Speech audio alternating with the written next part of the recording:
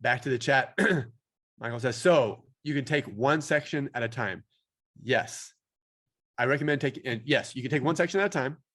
I recommend paying for one section and getting your score release. Well, actually, back in my day, if you paid for all four, you had to take all four exams before you could, this is like, 2007, 2008. You had to take all four exams before you could reapply. So for another NTS. So if you took FAR and failed FAR, you had to take auditing, BC, and regulation before you could retake FAR. Not so anymore. And so I don't think there's a penalty for registering for all four exams. So you can have an NTS for all four, fail FAR, go back and retake FAR. But yeah, you can take an exam a la carte, and I recommend doing that. The only people who should take two exams at once, which I've taken two exams on the same day, not fun. That second exam is a grind. You just want to get out of Dodge. The only people who I recommend taking two exams, and it's just by two exams in one day, or studying for two exams at once, is by sheer necessity. And those are international candidates who have to travel, and traveling is very expensive. And so, but that's a bear as well. And so studying,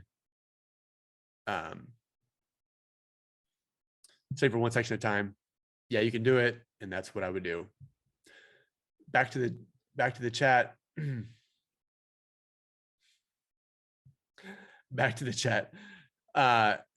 Vanessa says, couldn't you just skip a question and go back? And this is back to my question, or a question about panicking on a question on exam day, just moving on.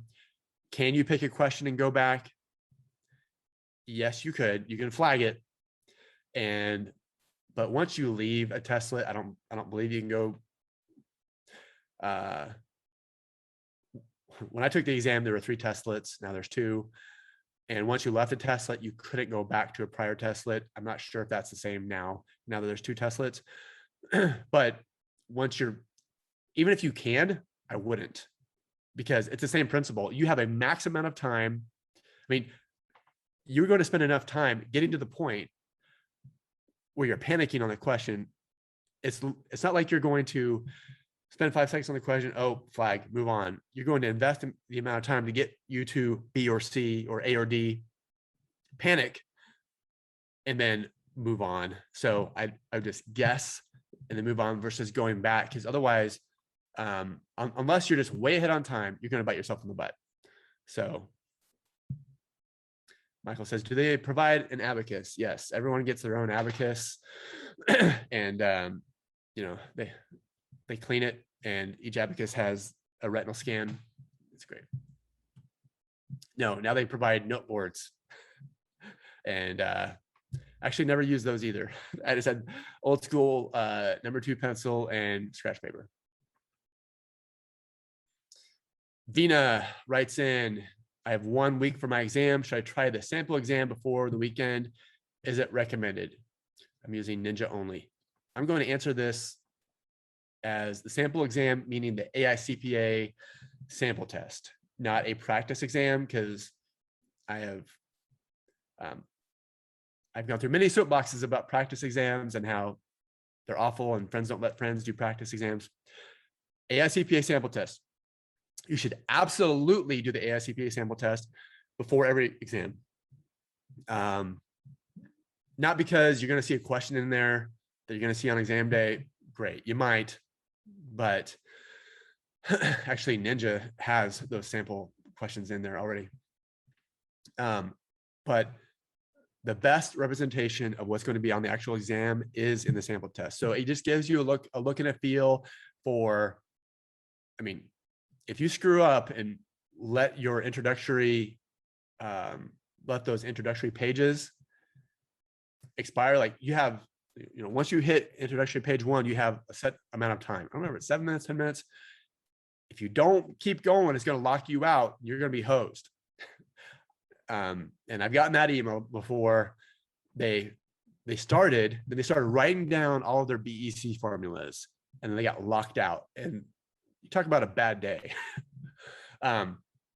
So unless you go through the process of what the actual exam looks like, entering you even have to enter a code. But what a testlet feels like, what a simulation feels like, what a research component feels like, I highly recommend you do the AICPA sample test before each exam, or at least one time per exam section. So if you've taken FAR, it's your first time, do the AICPA sample test. If it's a retake, not necessarily. Again, if you're in the chat, if you have a question, you can raise your hand, I'll unmute you, or you can post it. Wrapping up, we have 4 more questions, by the way. Justin writes in, I failed auditing a second time, 70 and 72. I've considered changing gears and studying for BEC since it's known to be the easiest. This thought process is after taking BEC and while waiting for the results. I can circle back to audit. Do you think this is a good idea? So you fail an exam, you fail auditing, should you switch to BEC? If you want. The restudy program is the same as if you jump back into auditing.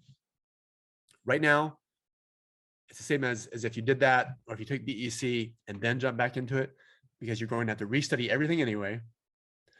And maybe you want that mental break from auditing.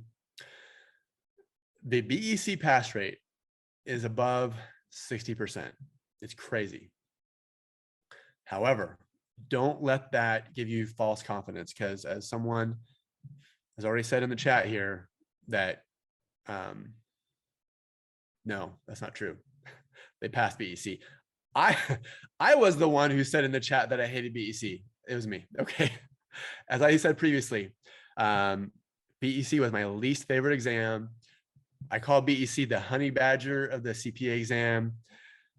You walk in, you stumble out. BEC just don't care. It's the honey badger.